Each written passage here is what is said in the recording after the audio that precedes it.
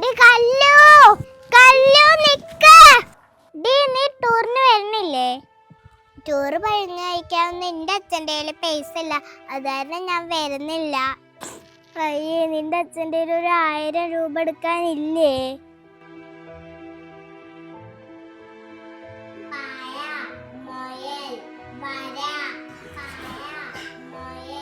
അല്ല കുട്ടി, എന്താ കുട്ടി ഇറ്റത്തിന് പഠിക്കണേ? കറണ്ട് ഇല്ലേ?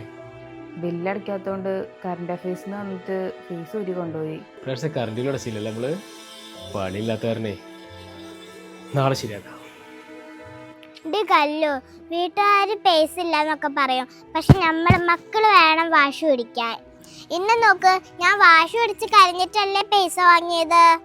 നമ്മുടെയൊക്കെ വീട്ടില് പല ബുദ്ധിമുട്ടുകളും ഉണ്ടാവും, പക്ഷെ അച്ഛനും അമ്മയും നമ്മളെ ഒന്നും അറിയിക്കാറില്ല.